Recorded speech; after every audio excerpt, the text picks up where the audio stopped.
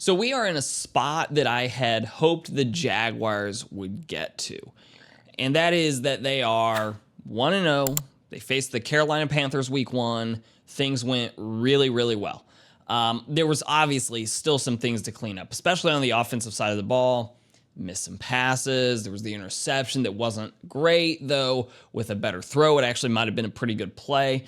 But things worked out really well for the Jaguars. The defense stepped up in a big way, looking way better than they did last year. Though, to be fair, all this was the hope, because if we weren't talking about week 1 this way, the season was, for purposes of like postseason contention, felt like it was already over. It would have put the Jaguars, I think, in the same bucket that we almost feel like the Cleveland Browns are in, probably the New Orleans Saints are in, the Carolina Panthers are already in this boat of they're not going to be competing for a playoff spot. At least based on week 1, it really doesn't look like playoffs are in the future for these teams. The Jaguars, we were hopeful would look good, and fortunately, they did look good. Everything about the team looks better right now than it did a year ago.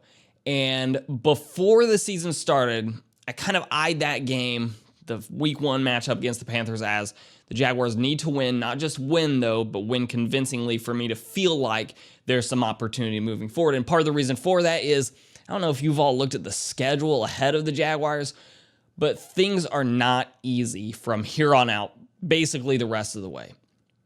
So in week 2, the Jaguars get the Cincinnati Bengals at Cincinnati. It's a winnable game. At least it looks like it's a winnable game based on week 1 returns. Now, the Cleveland Browns are perceived to have a solid defense. So I don't necessarily expect the Jaguars to hold the Bengals below 20 points. But the Bengals are also supposed to have a pretty rough defense, and the Bengals looked okay on defense. So it's hard to tell what the Bengals are going to do. But what we do know from history is that this Bengals team under Zach Taylor is not particularly great at getting off to fast starts. So if you're going to put this game anywhere to make it an ideal matchup for the Jaguars, putting it early in the season would be where you would want to be. So the Jags have what I look at as a winnable game. And we're going to learn a lot about the Jaguars and really the Bengals based on this week 2 matchup between two 1-0 teams. From there is a huge, absolutely huge game against the Houston Texans. That's a home game for the Jaguars. Again, if the Jaguars are able to pull out the Cincinnati victory, that really puts them on a good trajectory for the rest of the season. But those divisional games obviously are going to be crucial for whether or not the Jaguars can actually win the division or compete for a wild card spot. From there, the Jaguars kind of get another break, to be honest. The 49ers, sort of preseason darlings of, if they can stay healthy, they're going to be a great team. But obviously, week 1, they didn't stay healthy. It looks like there's a decent chance Brock Purdy will not be back for that week 4 matchup against the 49ers. That's a cross-country road trip for the Jaguars out to the West Coast. So it's, again, a pretty good time to get the 49ers. From there, the Kansas City Chiefs, which is another home game. That's a Monday Night Football tilt. So the next 4 weeks are all against playoff contenders. And we're going to learn a lot about where the Jaguars sort of stack up in the hierarchy of the NFL over the next 4 weeks. Though, again, I would argue that the Jaguars are really catching some of these teams at good times to be catching them. And I don't view any of these games as unwinnable. I look at a couple of them and I say, well, I'd be really surprised if the Jaguars pull that one out. For instance, I feel like the Bengals are probably the better team. But if they play like they did in week 1, the Jaguars can win that game. Same thing with the Chiefs. I really feel like the Chiefs are obviously the more mature team. I really like Liam Cohen, but it's nothing against him to say that the Chiefs are one of the best coaching staffs in the NFL. So I look at that as an unlikely victory for the Jaguars, but not an unwinnable one, especially being a home game. It's not an unwinnable game, especially considering how bad the Chiefs looked in week 1, and we're going to learn a lot more about them in week 2 as well against the Philadelphia Eagles. From week 5 on, though, things do maybe lighten up a little bit. The Seahawks, kind of a fringe playoff team, maybe, though not looking great early out of the gate. The LA Rams, that's an overseas game. We'll see if Matthew Stafford is still healthy by then. The Raiders, To me, that's a winnable game, though Geno Smith looked really good week 1. The Texans again, the Chargers, that's going to be a hard game. The Chargers look like they are a really good football team, but we're talking about week 11 now, so a lot will change between now and then. The Jaguars will have a chance to sort of settle into their new systems on both offense and defense, so hopefully we get the best version of the Jaguars by November.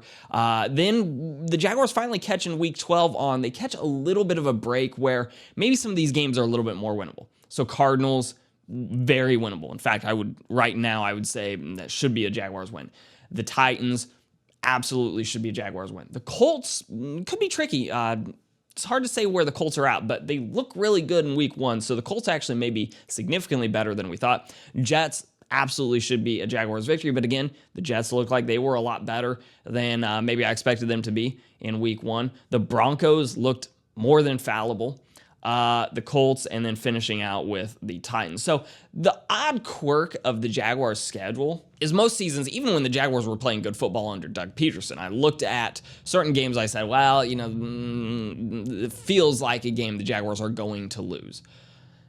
None of these games look like football games the Jaguars can't win right now.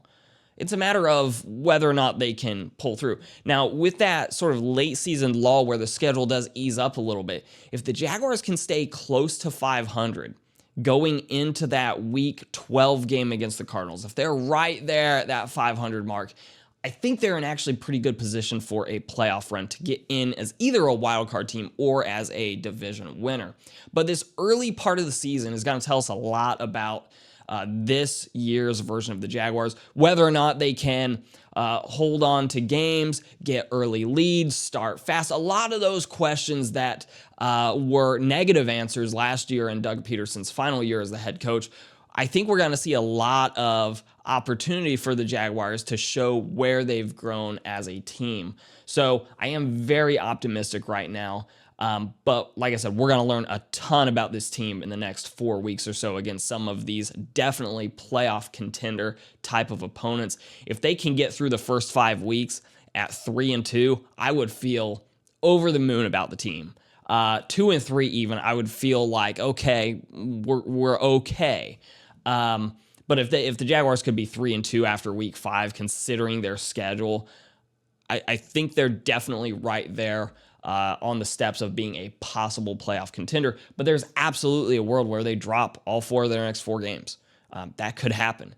So a lot to learn about the Jaguars. I'd love to know what all of you actually expect to see in the next few weeks out of the Jaguars based on their performance against what I think everyone agrees is a bad Panthers team.